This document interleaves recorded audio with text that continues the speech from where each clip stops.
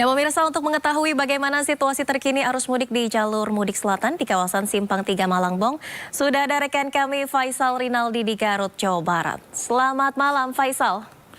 Apakah sudah nampak adanya peningkatan jumlah pemudik di jalur selatan malam ini?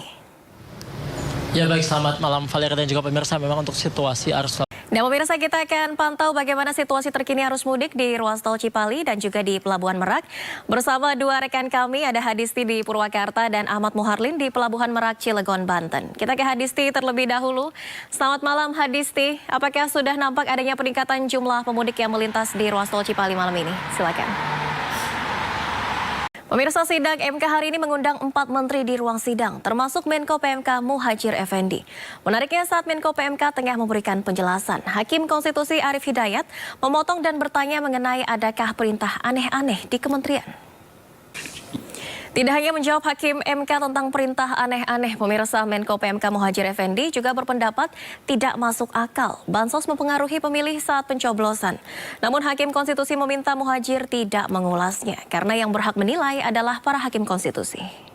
Sementara itu, pemirsa, Menteri Keuangan Sri Mulyani mengatakan penyusunan anggaran pendapatan belanja negara atau APBN 2024 tidak dipengaruhi oleh pasangan calon yang akan maju di Pilpres tahun ini.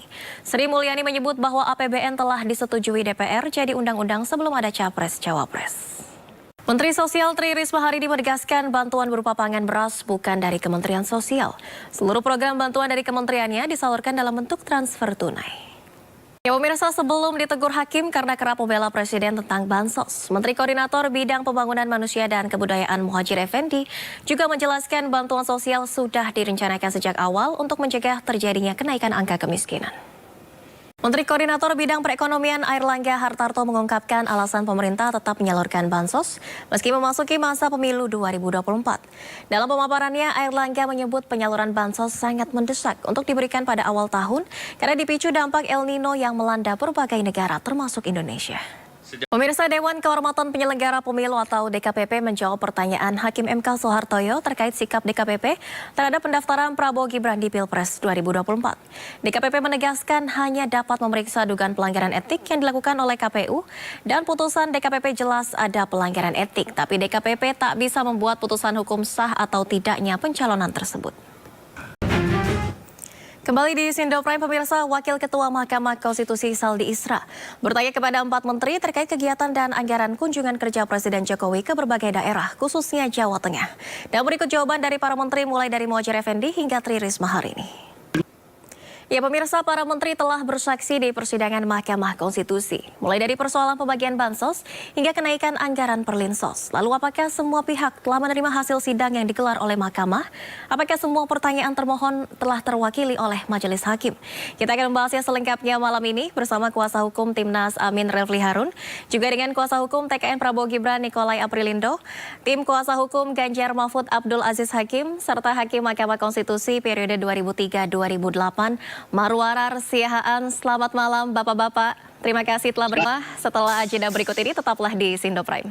Kembali di Sindo Prime, pemirsa, kita akan kembali membahas terkait dengan keterangan 4 menteri dalam sidang gugatan sengketa Pilpres di Mahkamah Konstitusi hari ini bersama kuasa hukum Timnas Amin Refli Harun serta kuasa hukum TKN Prabowo Gibran yang baru bergabung, ada Bang Fahri Bahmid, tim kuasa hukum Ganjar Mahfud Abdul Aziz Hakim, dan Hakim Mahkamah Konstitusi 2003-2008 Marwarar Siahaan.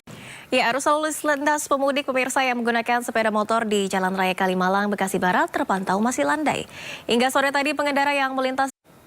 Nah, pemirsa, untuk mengetahui bagaimana situasi terkini arus mudik di Jalan Raya Kalimalang, Bekasi Barat, sudah ada rekan kami Nisa Sahib. Ya, selamat malam Nisa.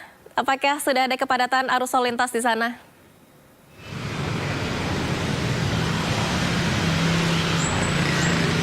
Baik, ada dan juga pemirsa, H-5 jelang Lebaran 2024